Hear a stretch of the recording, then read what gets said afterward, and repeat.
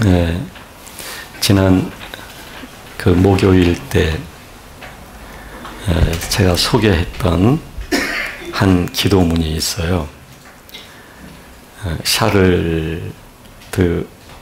푸코라고 하신 그런 이름을 갖고 계신 분이 의탁의 기도라는 제목의 기도인데 다시 한번 소개하겠습니다.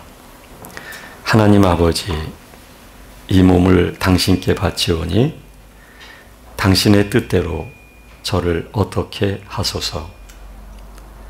감사드릴 뿐입니다. 저는 무엇에나 준비되어 있고 무엇이나 받아들이겠습니다. 아버지의 뜻이 저와 모든 피조물에 이루어진다면 다른 아무것도 바라지 않겠습니다. 당신을 사랑하기에 이 마음의 사랑을 다하여 하나님 아버지께 바칩니다. 저는 저를 맡기는 것이 어쩔 수 없는 저의 사랑입니다. 이런 기도입니다. 장르 기용도 이 비슷한 기도를 드린 바가 있죠. 그리고 로렌스 형제도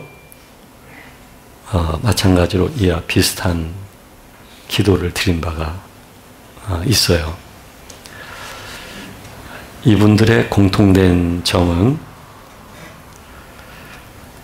자기의 뜻을 구하지 않는다는 것과 하나님 아버지의 뜻을 구한다는데 그 공통된 점이 있습니다. 그리고 환경이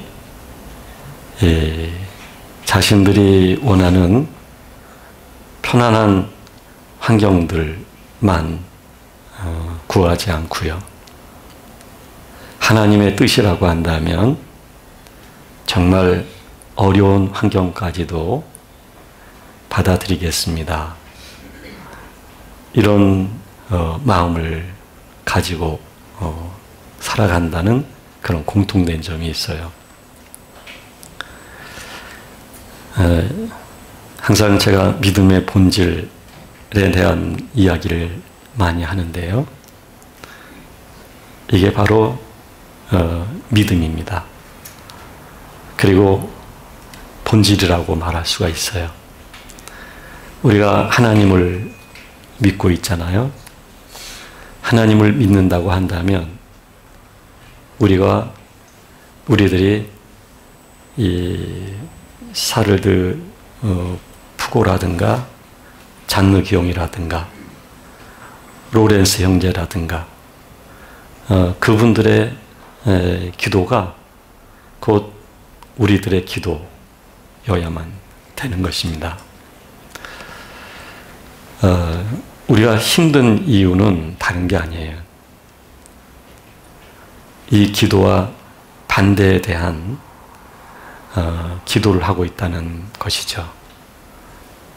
그리고 믿음 생활을 하면서 우리가 원하는 것은 또 이 기도와 반대의 것을 원하고 있기 때문에 그래서 사실 힘이 드는 거고, 그리고 무언가 자꾸 얻으려고 그 잘못된 길을 선택해서 가는 거고 그런 것입니다. 그런데 하나님께서는 우리들이 무엇에나 준비된 마음이 되기까지 그렇게 우리를 인도해 가실 거예요. 그렇게 인도를 받는 길은 사실 쉬운 길이 아니에요. 참 많이 힘든 길이에요. 많이 힘든 이유는 내 뜻이 너무 강하기 때문에 그래요.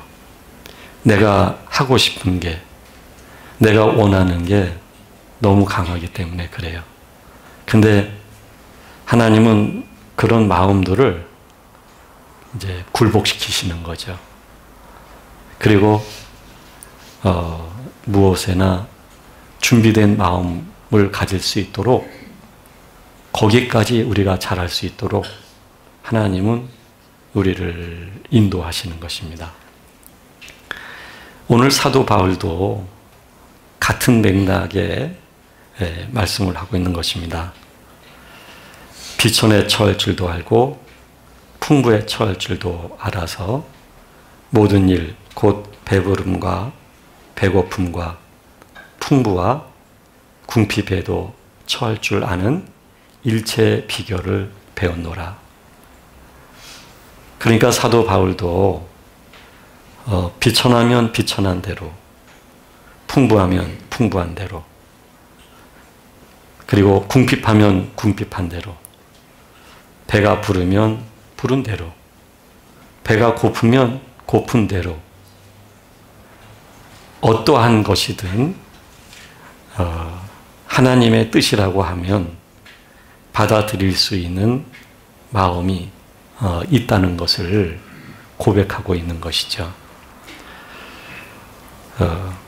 바로 이것이 그리스도인의 진정한 능력이에요. 우리의 능력이라고 하는 게 다른 게 아닙니다. 우리 능력 좋아하잖아요. 하나님의 능력을 많이 구하잖아요. 근데 그 하나님의 능력이라고 하는 건 다른 게 아니에요. 하나님의 능력이라고 하는 것은 하나님의 뜻에 의해서 어떤 환경이든 간에 자족할 수 있는 그런 마음, 그게 능력이에요. 제가 여러 차례 말씀드렸지만 하나님께 금식을 통해서 사랑하는 마음을 전해드리고 싶었는데 2끼 만에 금식을 포기하고 식사를 했거든요. 그때 찾아온 처절한 마음은 지금도 두고두고 잊혀지지가 않아요. 그런데 그 처절한 마음, 하나님은 그 마음을 저한테는 원하셨던 거예요. 그 처절한 마음이 제게 있다 보니까 하나님, 나는 밥 한 끼도 안 먹으면 살 수 없는 사람입니다. 이렇게 유약하고 이렇게 무능하고 이렇게 부패되어져 있는 사람입니다. 그래서 나는 철저하게 하나님만 의지해야겠습니다. 하나님을 의지하지 않고서는 아무것도 할 수 없기 때문입니다. 하나님은 저에게 금식이라고 하는 마음을 받고 싶어 하시는 분이 아니라 하나님 아버지가 아니면 안 되겠습니다 하는 의지하는 마음을 하나님은 받고 싶어 하시는 거죠. 하나님은 그렇게 우리들을 인도하셔요. 그래서 우리의 삶이 우리가 생각하는 것처럼 항상 이렇게 핑크빛만 아니에요. 아주 평평한 걸어가기 아주 좋은 길만이 아니에요. 하나님은 우리를 너무나 잘 알고 계시거든요. 그런 길을 우리에게 주시면 우리는 딴짓을 해요. 아주 딴짓을 참 잘해요. 그래서 하나님은 우리를 너무나 잘 알기 때문에, 잘 아시는 하나님은 하나님의 뜻으로 우리를 이끌어 가시는 거죠. 이제 이와 이제 비슷한 고백을 한 사람이 구약 성경에도 있어요. 그분이 누구냐면 하박국 선지자예요. 하박국 선지자는 이런 고백을 하죠. 비록 무화과 나무가 무성하지 못하며 포도나무에 열매가 없으며 감람나무에 소출이 없으며 밭에 먹을 것이 없으며 우리의 양이 없으며 외양간에 소가 없을지라도 나는 여호와로 말미암아 즐거워하며 나의 구원의 하나님으로 말미암아 기뻐하리로다. 이렇게 하박국 선지자는 고백을 해요. 사도 바울의 그 고백과 사실은 비슷한 고백이라고 말을 할 수가 있는 것이죠. 이 고백을 할 줄 아는 사람만이 사슴과 같게 하사 나를 나의 높은 곳으로 다니게 하시리로다는 이 고백이 응답되어진 삶을 살아갈 수가 있는 거예요. 사슴은 내리막길이든 오르막길이든 장애가 되지를 않아요. 사람은 내리막과 오르막이 달라요. 근데 사슴은 뛰어다녀요. 하박국과 같이 이와 같은 고백을 하는 사람만이 사슴과 같이 오르막길이 됐든 험한 길이 됐든 내리막길이 됐든 뛰어다닐 수 있는 사람이 될 수가 있는 거예요. 조금만 힘들어도 우리는 주저앉잖아요. 못하겠다고 하잖아요. 그것을 뛰어넘는 게 바로 믿음이에요. 근데 하박국 선지자도 처음부터 이런 고백이 가능했던 것은 아니었습니다. 이때 당시 남유다는요, 율법적으로도 굉장히 해이해졌어요. 도덕적인 이탈이 있었고, 그리고 권력이 있는 사람들은 그때 당시 매우 강한 나라에게 조공을 바치기 위해서 없는 사람들을 것을 빼앗거나 아픔을 주거나 그랬어요. 그래서 이 시대가 굉장히 암흑과 같은 그런 어두운 시대였던 것이죠. 이때에 하박국 선지자가 하나님께 기도를 드리는 거예요. 언제까지 율법적으로 해이하고 도덕적으로 문란하고 그리고 힘 있는 사람들이 약한 사람들을 괴롭히고 빼앗고 약한 사람은 약한 사람들대로 삶에 너무 지치다 보니까 하나님 없이 살아가고 있는데 어느 때까지입니까? 그러니까 하박국 선지자도 그 시대상 속에서 하나님의 참된 뜻을 몰랐던 것이죠. 그래서 왜 이런 일이 있는 거냐고 하나님께 기도를 했던 것이죠. 근데 하나님의 응답은 전혀 다른 응답이었어요. 아주 사나운 갈대아 사람들을 들어서 남유다를 침략하게 하겠다는 거예요. 여기서 말하는 이 갈대아 사람이라고 하는 것은 신 바벨론을 일컬어 말을 합니다. 이 근동 지역에 있어서 신흥 강대국이 이 신 바벨론이거든요. 근동 북쪽으로는 그 아수르가 굉장히 강한 나라였는데 그 나라와 그 수도 니느웨를 이 바벨론이 침략을 하게 되어져요. 그리고 그 전쟁에서 이기게 되어지죠. 그리고 근동의 남부 쪽에는 애굽이라고 하는 강한 나라가 있었어요. 근데 그 강한 나라를 또 공격을 해가지고 바벨론이 그 전쟁에서도 이겨요. 근데 그 전에 애굽을 침략하기 위해서는 꼭 필요한 땅이 팔레스타인 땅이었어요. 즉 남유다가 있는 땅, 그 땅이었던 겁니다.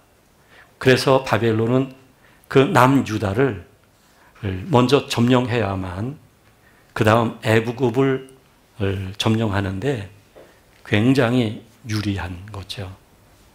이러한 시대적인, 그러니까 강국 사이에서 남유다가 이쪽을 눈치 보고 또 저쪽을 눈치 봐야만 되는 그런 상황이었던 거죠. 근데 이런 상황이 되어진 것은요, 하나님의 뜻이에요. 목적은 뭐냐면 유다, 하나님의 백성들이 하나님 없이 살아가고 있거든요. 율법을 따라야 되는 그들이 율법을 버리고 하나님을 버리고 온갖 착취 그리고 죄를 짓고 이렇게 살아가게 된 거예요. 그래서 하나님께서는 그 아수르, 애굽 그리고 신 바벨론 이 강대국 사이에서 약한 유다가 비집고 살아야만 되는 상황까지 이끄신 거예요. 그러면서 하나님이 하박국에게 한 얘기는 뭐냐면 바로 그 신바벨론, 아수를 이겼고 그 다음에 애굽을 이겼고 이제 패권 국가가 된 거예요. 마음대로 하는 거예요. 어느 나라들처럼. 요즘 그 미세먼지가 굉장히 심하잖아요. 중국에서 유입되는 게 과학적으로도 증명이 되고 했는데 그 대변인은 한국에서 미세먼지가 생긴다고 말을 하잖아요. 그래도 한국은 크게 항의하지를 못해요. 이게 약한 국가의 한계예요. 그런 것처럼 남유다가 그런 상황에 놓여져 있었던 거죠. 근데 하나님이 그런 강대국을 다 쓰러뜨리고 신바벨론이 섰는데 그 신바벨론이 이제는 남유다를 점령한다는 얘기예요. 그건 하나님이 준비하신 것이고 남유다를 회개하게 하시고 그들이 다시금 하나님 앞에 돌아올 수 있도록 하기 위해서 하나님이 허용하셨다는 이야기예요. 이거를 들었을 때 하박국 선지자가 이해가 안 되는 거예요. 우리는 선민인데 하나님의 백성인데 어떻게 저들에게 우리를 내어줄 수 있습니까? 하는 거예요. 하박국 선지자는 그게 이해가 안 된 거예요. 우리가 이해로 말한다면 이해되지 않는 게 너무나 많지요. 왜 나한테만 이런 일이 있나? 왜? 하나님을 믿는데 왜 이래야 되나? 네. 도대체 이해가 안 된다. 이게 인간의 입장에 하나님을 향한 말들이에요. 우리의 입장에서. 그런 말을 우리가 하는 한 절대로 무엇에든지 준비된 마음을 가질 수가 없어요. 궁핍에 처할 수도 있고 또는 풍부에 처할 줄도 아는 그런 일체 비결, 그런 자족하는 마음을 가질 수가 없어요. 싫은 사람은 싫은 거예요. 나를 괴롭히는 사람은 싫은 거예요. 싫어서 멀리하고 싶은 거예요. 그게 바로 우리들이에요. 하박국 선지자가 그랬듯이 우리가 이해가 안 된 거죠. 근데 믿음이라는 것은 여러분 이해로 믿는 게 아니에요. 이해로. 우리 이해라고 하는 것은 상식선에서 이해예요. 우리 이해라고 하는 것은 우리 인간의 그 영역 안에서 이해해요. 그거는 이해가 안 되는 게 당연하죠. 그랬을 때 하나님께서는 이런 때에도 하나님의 사람들은 믿음으로 살아야 된다. 반드시 내가 심판하는 그때는 있을 것이다. 지금 우리가 처해 있는 우리 시대하고 비슷해요, 여러분. 남유다의 그 형편이나 지금 우리 대한민국의 형편이나 비슷해요. 근데 하나님이 하시는 말씀은 하박국 선지자를 통해서 이스라엘 백성들에게 하시는 말씀이 뭐냐면, 그러하다 할지라도 하나님의 사람은 믿음으로 살아야 된다 하는 거예요. 하나님의 뜻은 반드시 이루어진다는 믿음. 하나님이 이 갈대아를 이뻐서 남유다를 허용시킨 게 아니에요. 하나님은 하나님의 사람들을 다루시고 하나님의 사람들을 그 과정을 통해서 무엇에든지 하나님의 뜻을 받아들일 수 있는 마음을 가질 수 있도록 하시기 위해서 하나님은 우리를 이끌어 가시는 분이거든요. 그런 과정에서 하나님은 갈대아 사람들을 들어서 쓰시는 거예요. 그런데 통쾌한 장면이 뭐냐면, 그렇게 들어선 그 갈대아 사람들, 왜 시골에서 장작 태울 때 그 짝대기라고 그러나요? 막대기? 불치갱이. 그걸로 이렇게 톡톡 하면서 불 일으키고 그러잖아요. 그리고 그 불치갱이를 꺾어가지고 불태워버리는 거예요. 그러니까 하나님이 그렇게 불쏘시개로 갈대아 사람들을 쓴 것뿐이에요, 여러분. 하나님은 관심이 누구냐면 하나님의 사람들이에요. 하나님의 사람들이 믿음을 잃고 있기 때문에, 하나님의 사람들이 똑같이 세상 사람과 똑같이 살고 있기 때문에, 그래서 하나님은 우리들을 위해서 불쏘시개를 사용하는 게 많은 거예요. 우리 가족이 불쏘시개 역할도 할 수 있는 거예요, 여러분. 내 남편이, 내 아내가 그럴 때 우리는 화가 나죠. 그 불쏘시개에게 화가 나죠. 불쏘시개가 된 이유는 사실은 따지고 보면 남유다 때문이에요.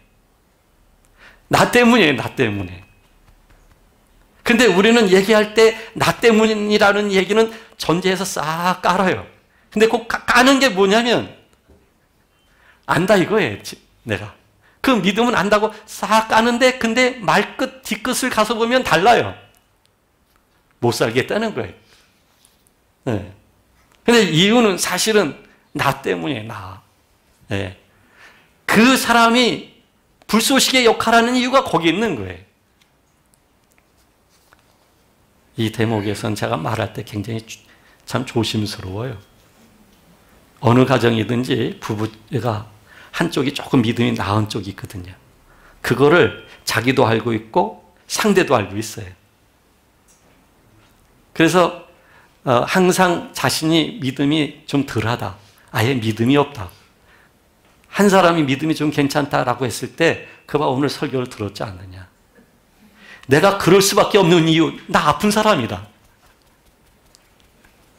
바로 당신 때문이다. 그렇게 얘기하면 곤란해요. 그렇게 상대를 위해서 공격용 무기로 사용하라고 이 말씀 드리는 게 아니에요. 이제 하박국 선지자는 그 말을 듣고서 하나님의 뜻을 알게 된 거예요. 그래서 이스라엘 백성들에게 말이죠. 믿음으로 살아라. 이럴 때일수록 믿음으로 살아라. 포로로 끌려간다 할지라도 믿음으로 살아라. 오직 믿음으로 사는 때에 그날, 하나님의 심판이 있는 날, 그날 반드시 하나님의 심판은 있게 될 것이다. 그래서 하박국 선지자는 하나님이 그렇게 신바벨론을 들어 사용하시겠다는 말씀을 듣게 됐을 때, 그러면 그 일이 이제 일어나게 될 거 아니겠어요? 그게 사실 얼마나 두렵겠어요. 그러니까 내가 들음으로 내 창자가 흔들렸고 그 목소리로 말미암아 내 입술이 떨렸도다. 무리가 우리를 치러 올라오는 환난 날을 내가 기다림으로 썩이는 것이 내 뼈에 들어왔으며 내 몸은 내 처소에서 떨리는도다. 이렇게 고백을 하는 거예요. 떨리지만, 두렵지만, 그럼에도 불구하고 하나님의 일을 행하십시오라는 거예요. 여러분, 하나님이 갈대아 사람들을 들어서 우리들을 힘들게 하는 거 원하지 않지요. 그렇죠? 근데 내가 원하든 원치 않든 이건 내가 동의하는 사항이 아니에요. 하나님이 나를 이끄시기 위해서는 하나님도 어쩔 수 없이 사용하시는 방법이에요. 하나님은 그 방법을 통해서 우리를 변화시켜야 하기 때문에 그러는 거예요.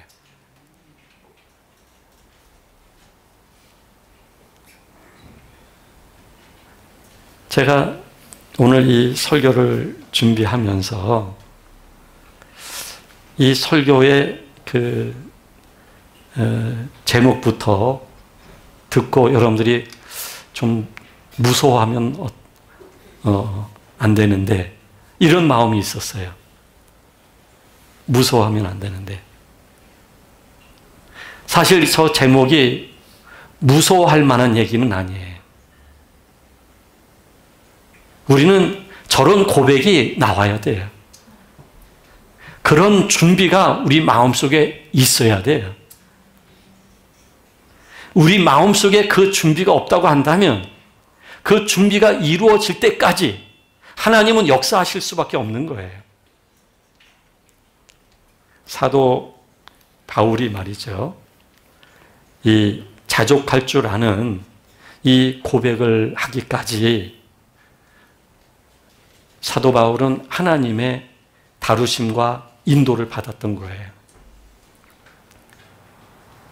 그래서 사도 바울은 일찍이 두 가지를 말을 했던 거예요. 하나는 나는 죽고 내 안에 그리스도가 사시는 믿음으로 삽니다 라는 고백이에요. 내가 도살당할 양같이 하나님의 인도를 받는다는 거예요. 내가 죽어야만 내 안에 그리스도가 살 수 있다는 걸 사도 바울은 알았기 때문에 그거를 갈라디아서를 통해서 우리들에게 말씀하고 있는 거예요. 그래서 또 하나는 사도 바울은 그러기 위해서 자기가 가지고 있는 그 모든 것들을 다 배설물처럼 여기겠다는 거예요. 이 두 가지가 여러분 내 마음이어야 되고 그 두 가지가 우리 삶이어야만 돼요. 살고자 하면 이 마음을 가질 수가 없어요. 내가 죽어야만 이 마음을 가질 수가 있는 거예요. 내 안에 그리스도가 들어오셔야만 되는 거예요. 우리는 있어야 될 것이 없으면 슬퍼요. 내가 갖지 못한 것이 있으면 항상 우울해요. 지금 반대의 삶을 살고 있는 거예요, 지금. 그것 때문에 내가 아파요. 이건 잘못된 삶이에요. 자꾸 무언가, 사도 바울은 배설물처럼 여겼는데 자꾸 무언가 잡으려고 그러는 거예요. 그래서 잡혀지지 않는다고 화가 나는 거예요. 이거는 신생 하나 하는 거예요. 배고플 때 울잖아요. 허다못해 공갈 젖꼭지라도 줘야만 젖병인가요? 죄송해요. 우리 어머니가 사용하는 단어를 사용해서. 그렇게 말하지 않아요? 네. 여러분들이 이러시길래 제가 말하고서 제가 놀란 거예요, 지금. 우리 어머니의 아들이다 보니까. 그러면 공갈? 저 꼭지 맞죠? 저는 여러분들이 이러시길래 내가 말 잘못했나? 공갈 꼭지라도 입에 넣어줘야만, 그래야만 울지를 않아요. 우리가 매우 그렇게 본능적인 반응을 보이거든요. 매우. 정말 싫은 거에 대해서는 정말 싫어하는 마음을 갖고 있어요. 그래서 여러분, 항상 주님 앞에서요, 자기 자신을 하나님께 놓고 생각을 해야 돼요. 자기 자신을. 그게 우리가 하는 기도여야 해요. 하나님 앞에 우리 몸을 가져다 이렇게 놔야 돼요, 여러분. 어떤 장소에 자기 자신을 갖다 놓는 것도 참 중요한데요. 얼마든지 직장에서도 그렇고요. 나를 하나님 앞에 이렇게 놔야 돼요, 여러분. 그리고 생각해야 돼요. 사도 바울처럼 나는 죽고 내 안에 그리스도가 사시길 원합니다라는 마음. 그리고 사도 바울처럼 내가 그리스도를 알기 위해서 모든 것을 배설물처럼 여깁니다. 이거를 묵상을 해야 돼요. 그러면 우리 마음에서부터 무엇에든지 하나님이 허용하시고 하나님의 뜻인 모든 것들을 내가 그것을 인정하고 받아들일 수 있는 마음이 생기는 거예요. 사람도 인정할 수 있게 되어지고요. 환경도 인정할 수 있게 되어지고요. 사건도 인정할 수 있게 되어지는 거예요. 하나님이 갈대아 사람들을 들어서 쓰신 이유는 다른 게 아니에요. 인정할 수밖에 없도록 우리를 변화를 주기 위하여 하나님이 하시는 방법이에요. 나는 변화가 되지 않았는데 나는 무엇에든지 그걸 인정하고 받아들일 수 있는 준비된 마음이 없는데, 그런데 우리는 자꾸 내 입장에서만, 그러다 보니까 자꾸 내 입장에서만 기도를 하는 거예요. 그러니까 하나님하고 자꾸 갈등이 생길 수밖에 없는 거예요. 하나님하고 갈등이 생기면 모든 것과도 갈등과 혼란이 생길 수밖에 없는 거예요. 그래서 여러분들 자신을 쳐서 복종을 시켜야 돼요. 주님 앞에. 자기 자신을 쳐서 복종을 시켜야 돼요, 여러분. 이 쳐서 복종을 시킨다는 게 이게 아픔과 심지어는 피가 없이는 이게 어려운 일이에요. 그냥 내가 좋다고 내 좋은 대로 살다 보면 주님이 심판의 그날이 온다고 말씀하신 것처럼 심판의 그날이 우리들에게 오는 거예요. 그건 무섭잖아요. 저는 지금은 벌써 사우나를 가본 지 굉장히 오래됐는데 한 번씩 사우나에 가서 그 온탕이 있죠. 그 연세 많으신 분들이 들어가서 시원하다 하는데 거기 한번 저는 일부러 들어가 봐요. 들어가서 보면 숨이 턱턱 막혀요. 하나도 안 시원한데 근데 시원하다 그러는 거예요. 근데 들어가자마자 뜨겁다고 나올 수는 없잖아요. 좀 버텨봐요. 버티면 조금 있다가는 괜찮더라고요. 그리고 제 입에서도 시원하구나 이런 말이 나와요. 근데 거기서 오래 있으면 있을수록 숨이 막히는 것 같아요. 땀이 쭉 나고요. 그리고는 저한테는 항상 나타나는 게 뭐냐면 두통이에요. 두통. 그 두통은 약을 먹지 않으면 여러 날 가요. 그러고 나서. 근데도 불구하고 한 번씩 들어갔어요. 그때 당시. 왜냐하면 그 안에 들어가서 보면 정말 지옥 가고 싶지 않아요. 정말 내 뜻대로 살고 싶지 않아요. 죄 지으면서 살고 싶지 않아요. 그 결과가 어떤 분은 그렇게 얘기하더라고요. 몇 천도, 지옥불이 몇 천도인데요. 녹지를 않는데요.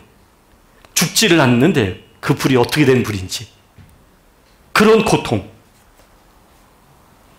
무섭지 않아요, 여러분? 지금 겪는 힘든 일은요, 거기다 비하면 아무것도 아니죠. 그까짓 거야. 예? 그때 가서 오늘을 생각하면 이건 아무것도 아니에요.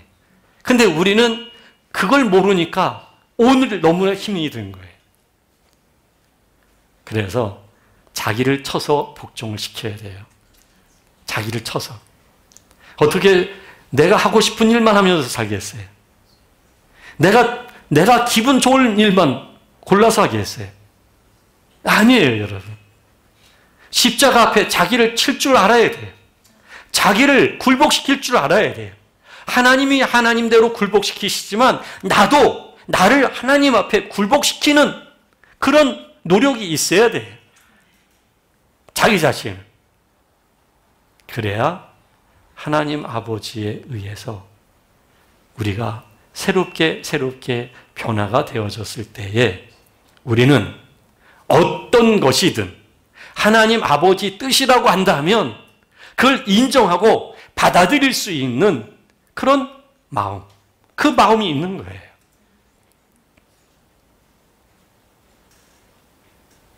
이 마음이 우리 마음이 되기까지 하나님은 우리를 인도하실 것입니다. 그게 바로 여러분, 하나님이 인도하시는 것은 우리의 본향 천국이에요. 천국으로 우리를 인도하셔요. 근데 우리는 천국을 자꾸 장소적으로만 그 개념을 갖고 있어요. 천국. 장소적으로만. 하늘나라도 장소의 개념이에요. 네, 맞아요. 틀리진 않아요. 그런데 여러분, 무엇에든지 내가 모든 것을 받아들일 수 있는 준비된 마음이 바로 주님이 임해 계신 주님의 나라예요. 그 나라가 우리 안에 있어야만, 그래야만 하나님의 나라라고 하는 장소에서도 나는 그 나라의 시민으로 살아갈 수가 있는 거예요. 단순히 장소적 개념이 아니에요. 그 장소에서 살 수 있는 마음이 아닌데 어떻게 그 사람에게 천국이 임했다고 할 수 있겠어요? 그래서 하나님의 나라는 두 가지 의미예요. 하나는 장소적인 개념, 하나는 심령적인 개념이에요. 그 장소에서 그 장소에 맞는 심령의 사람이 되는 거예요. 하나님이 이스라엘 백성들을 이끄셔서 가나안 땅에 들어가게 하셨는데 사실 광야 생활이 힘든 게 아니었어요. 정말 힘든 거는 가나안이었던 거죠. 가나안이 정말 힘들었던 삶이에요. 가나안.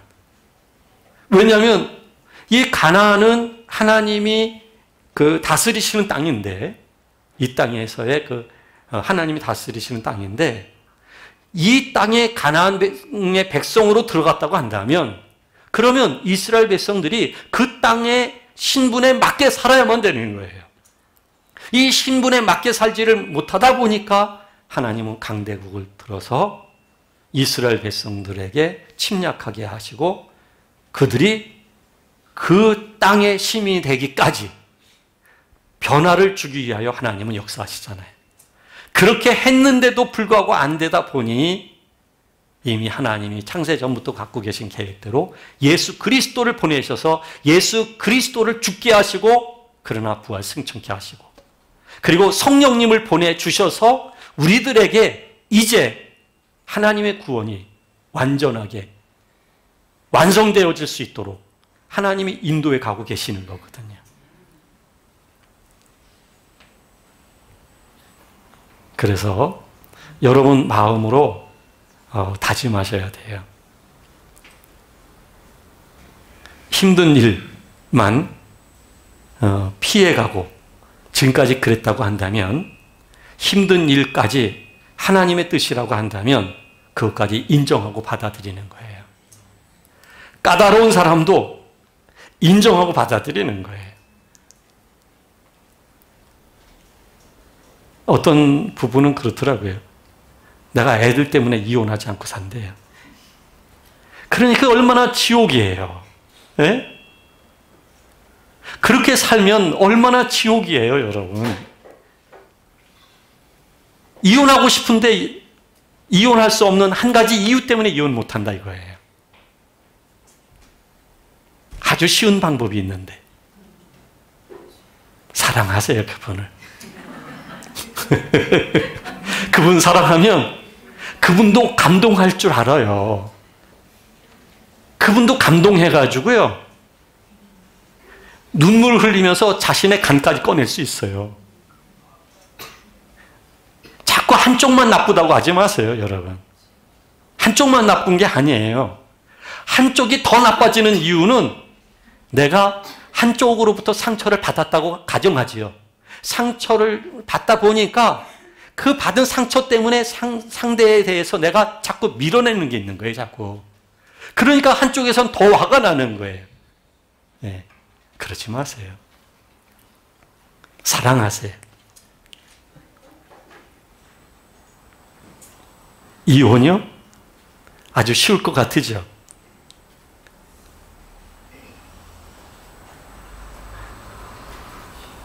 그건 쉬운 길이 아니에요. 더 힘든 길이에요. 그래서 이왕 살아야 되는데요. 예? 그리고 하나님이 허락하신 배우자인데요. 하나님이 허락하신 배우자예요. 내가 변하면 배우자도 변해요. 서로 변하기를 바라지 마시고 내가 변하면 변하는 거예요. 그래서 이제 여러분들의 입에서 이런 고백이 좀 나왔으면 좋겠습니다. 무엇에나 내 마음은 준비되어 있습니다.